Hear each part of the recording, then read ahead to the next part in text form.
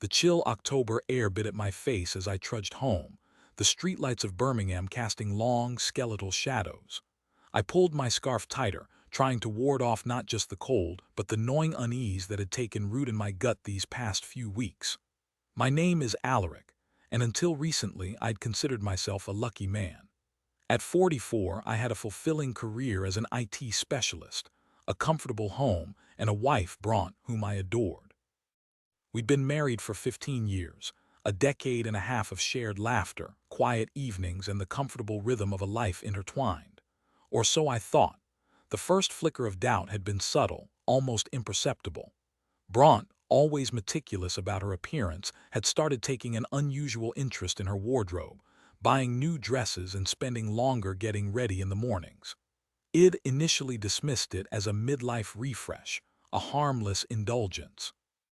But then came the late nights at the office, the hushed phone calls she took outside, the way she flinched when I touched her. I tried talking to her, but she brushed off my concerns, attributing her behavior to stress at work.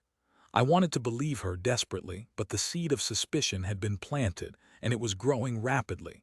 One evening, I decided to surprise Bronte at her workplace. She worked as a marketing manager for a local firm, a job she usually enjoyed. I arrived at the office building around 6 p.m., expecting to find her packing up for the day. The receptionist informed me that Bronte had left hours ago. A cold dread washed over me. I called her phone, but it went straight to voicemail. My heart hammered against my ribs as I drove home, my mind racing with possibilities, none of them good. Bronte wasn't home. The house was silent, the air thick with unspoken tension. I paced the living room, waiting for her, my anxiety mounting with each passing minute.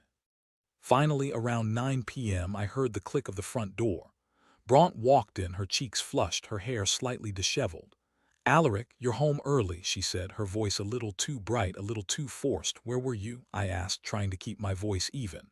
"I went to the office to surprise you, but they said you'd left hours ago." Bronte hesitated, her eyes darting around the room. I had a meeting," she stammered. "A client dinner. It ran late." "A client dinner." I repeated, my voice rising. "On a Tuesday night, without telling me I was going to tell you," she said, her voice defensive. "It was a last-minute thing. What's with the third degree?" I stared at her, my chest tight with a pain I couldn't name. "I don't believe you," I said, the words barely a whisper. Bronte's face crumpled. "Alaric, please," she begged, "don't do this." But the dam had broken. The weeks of suspicion, the unanswered questions, the gnawing unease, it all came crashing down. "Who is he, Bronte?" I demanded. "Who are you seeing?" She didn't answer, her silence a deafening confirmation. I felt a wave of nausea wash over me, the world tilting on its axis. 15 years. 15 years of trust, of love, of building a life together. And it had all been a lie. Over the next few days, the truth slowly trickled out like poison seeping into a wound. His name was Quintin, a younger colleague at her firm. They'd been having an affair for months, meeting for lunches, late-night drinks, stolen weekends away. Bronte confessed everything, her voice laced with guilt and regret. She claimed it was a mistake, a moment of weakness, that she still loved me. But the words rang hollow, like a cheap imitation of the truth. I was devastated, heartbroken, and furious. I couldn't understand how she could do this to me, how she could betray our marriage so callously. I spent sleepless nights replaying our years together, searching for clues I'd missed, wondering if our entire relationship had been a sham. I told her to leave. I couldn't bear to look at her, to be in the same room with her. She packed her bags, her eyes filled with tears, but I felt nothing but a cold, hard emptiness. As she walked out the door, I knew that our life together was over, shattered beyond repair. The following weeks were a blur of lawyers, paperwork, and the agonizing process of dividing our assets. The house, the car, the savings, everything was split down the middle, a stark reminder of the life we had built and the life we had lost. I moved into a small apartment in the city center, a sterile, impersonal space that reflected the emptiness inside me. I tried to distract myself with work, throwing myself into projects, working late into the night. But the pain was always there, a dull ache in my chest, a constant reminder of Bronte's betrayal. I couldn't eat, I couldn't sleep, I couldn't escape the memories of our life together. My friends tried to be supportive, offering words of comfort and encouragement. but their platitudes felt hollow, their advice useless. They couldn't understand the depth of my pain, the sense of betrayal that had consumed me. I felt like I was drowning, lost in a sea of grief and anger. One evening I was scrolling through Bronte's social media, a masochistic ritual I couldn't seem to resist. I saw a picture of her and Quintin smiling and holding hands on a beach in Spain.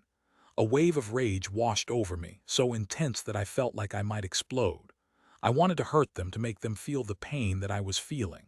I wanted revenge, but revenge wasn't my style. I wasn't a vengeful person. I believed in karma, in the idea that eventually people get what they deserve. But as I stared at that picture, I realized that karma might not be enough. I needed to take control of my own destiny, to find a way to heal and move on. I started seeing a therapist, a kind, compassionate woman who helped me unpack my emotions and process my grief. She taught me coping mechanisms, strategies for dealing with the anger and resentment that were consuming me.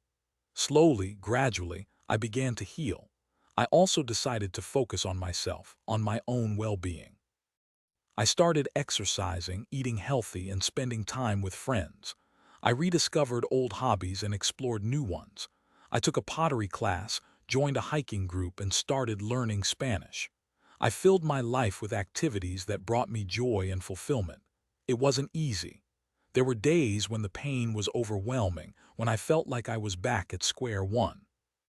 But I kept pushing forward, determined to rebuild my life, to create a future for myself that was even better than the one I had lost. One day, about a year after the divorce, I received a phone call from a mutual friend. "Have you heard about Bronte?" she asked, her voice hesitant. "No," I said, my heart sinking. "What happened? She and Quintin broke up," she said. "Apparently, he left her for someone else. She's devastated." I felt a flicker of satisfaction, a small, vindictive part of me rejoicing in her misfortune. But it was quickly replaced by a wave of sadness. I didn't want her to be unhappy. I just wanted her to understand the pain she had caused me.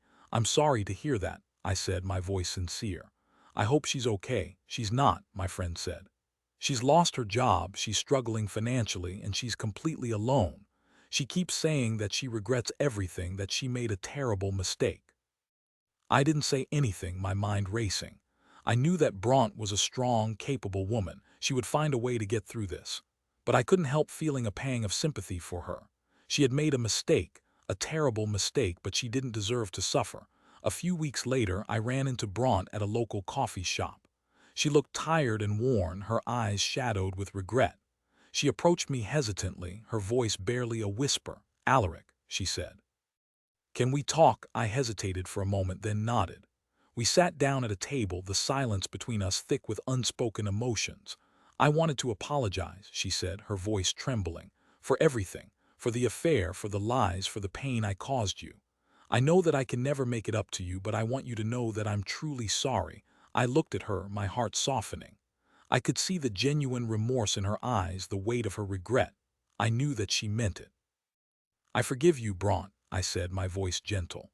"It doesn't erase the past, but it allows us to move forward." She smiled, a weak, watery smile. "Thank you, Alaric," she said. "That means more than you know." We talked for a while, catching up on each other's lives. I learned that she had started a new job, a less prestigious position, but one that she enjoyed. She was also seeing a therapist, working on rebuilding her life. As I left the coffee shop, I felt a sense of closure, a sense of peace that I hadn't felt in a long time. I knew that I could never forget what Bronte had done, but I could forgive her. And in forgiving her, I was finally able to forgive myself. Life is unpredictable, full of unexpected twists and turns. We can't control what happens to us, but we can control how we respond. I had been betrayed, heartbroken, and devastated. But I had also found the strength to heal, to rebuild my life, and to create a future for myself that was filled with hope and possibility. And in the end, that was all that mattered. Years passed. I continued to work on myself, to grow and evolve. I even started dating again, eventually meeting a wonderful woman named Freya who shared my values and my zest for life.